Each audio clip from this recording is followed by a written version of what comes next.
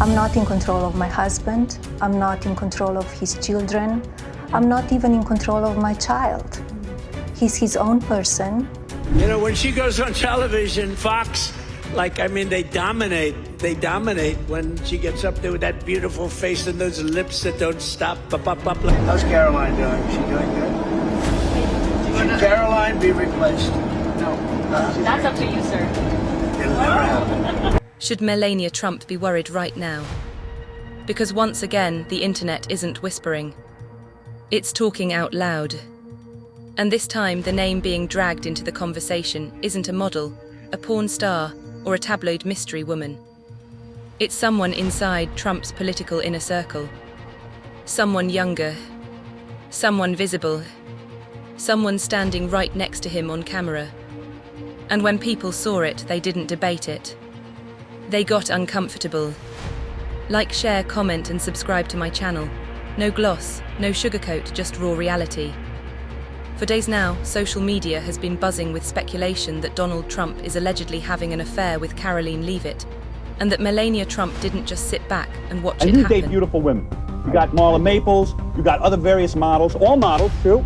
Well, not all models, but beautiful women. I tend to like beautiful women more than unattractive women. I don't know, maybe that makes me bad. Join the club. And with this face, it's no problem getting beautiful women. When you got a mug like this, they all go for you. So in other words, you say to them, hey, I'll sleep with you. I'm Trump, I'm worth billions, I can change your life. This is speculation. But here's the thing. Speculation doesn't appear out of nowhere.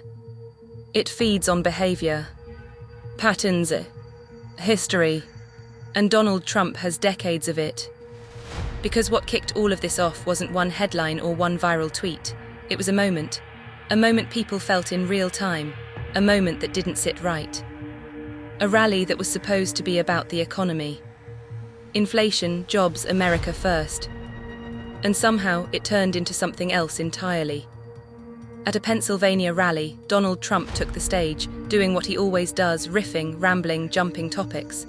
But then he shifted his attention. Not to policy, not to numbers, not to strategy. He focused on Karoline Leavitt. Her looks, her mouth, her lips, her presence on television. He praised how she looks on Fox News, how her lips don't stop. Compared them to a machine gun.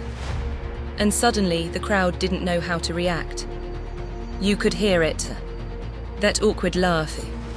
The kind where people aren't sure if they're supposed to clap or cringe. And online, the reaction was instant. People froze mid-scroll. Because this didn't sound professional. It didn't sound political. It didn't sound necessary. It sounded familiar. One comment summed it up perfectly. This is a sick way for a man to talk about his employee. Especially when that man is over 50 years older. Especially when that woman works in his political orbit. Especially when there's a power imbalance so obvious it doesn't need explaining. And that's when the internet did what it always does. It connected dots. Because with Trump, nothing exists in a vacuum. Donald Trump has never been subtle when he's interested in someone. He doesn't whisper it. He doesn't hide it. He broadcasts it. Through attention. Through praise. Through proximity. And if you know his history, you know this pattern. Let's rewind. Trump's personal life has always been messy, publicly messy, loud, documented, explosive. Multiple marriages. Multiple affairs. Multiple scandals. His marriage to Ivana didn't end quietly. It imploded when his affair with Marla Maples became tabloid front-page news. Ivana was humiliated in public. Marla became the next wife, and even that didn't last. Then came the Access Hollywood tape. The one Trump dismissed as locker room talk. The one where he bragged about grabbing women because fame gave him access. And somehow, even that didn't end his political career. Then came Melania. When Melania met Trump, he wasn't single. That part often gets glossed over. She didn't enter a clean situation. She entered chaos. Trump was already with someone else. Still flirting. Still chasing. Still doing what he does. And yet Melania became the one. She married him. She stood beside him. She endured the scandals. She gave birth to Barron in 2006. And just months later, allegations surfaced about Stormy Daniels, then Karen McDougal, then hush money, then catch and kill stories, then media companies sitting on damaging information instead of publishing it. Through it all, Melania stayed silent. And that silence became her signature. Because Melania doesn't fight publicly. She doesn't rant online. She doesn't clap back. She withdraws. And historically, when Melania goes quiet, it's because something is wrong. Now fast forward to today. Donald Trump is back on the campaign trail. Back in front of crowds. Back in front of cameras. And once again, people are watching his behavior, not just his words. Because the praise for Karoline Leavitt didn't stop at one rally. He's been gushing, calling her great, highlighting her constantly, putting her front and center. And the praise doesn't sound like standard professional respect. It sounds personal, almost possessive. And people noticed. Online, the speculation escalated quickly. Some said this is how it always starts. First the compliments, then the public praise, then the increased visibility. Then suddenly she's everywhere. On stage, on TV, in his orbit. And once that narrative takes hold, it doesn't need proof to spread. It feeds itself. Others went further, too far. Questioning Karoline's child. Questioning timelines. Questioning motives. Throwing around phrases like baby trapping. Again, no evidence. Just rumor. But rumors thrive when behavior feels off. And then there's Melania. Because while Trump has been loud, Melania has been quiet. And that's what has people talking. Some online accounts claim Melania allegedly warned Karoline to keep her distance. Others claim there's tension behind the scenes, whispers, side-eye, cold rooms. Nothing confirmed. But insiders love to talk when silence gets too loud.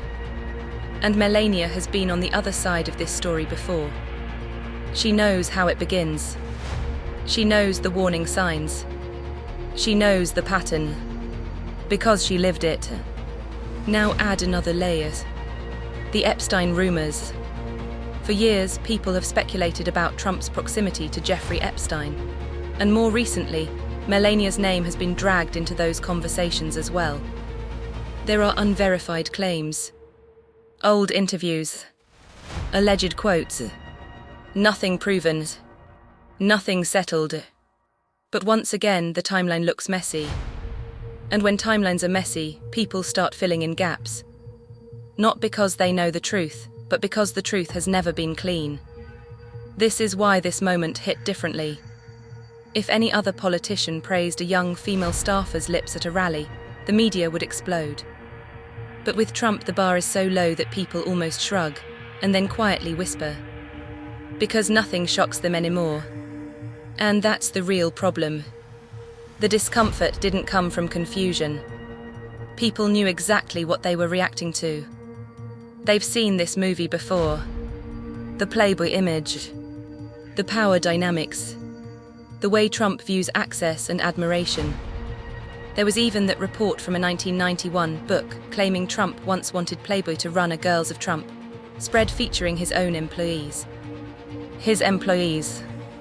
Different offers, different expectations, different levels of access.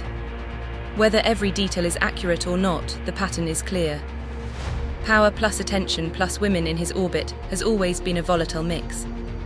So when Trump stood on that stage and talked about Karoline Leavitt's lips instead of the economy, people didn't hear a compliment.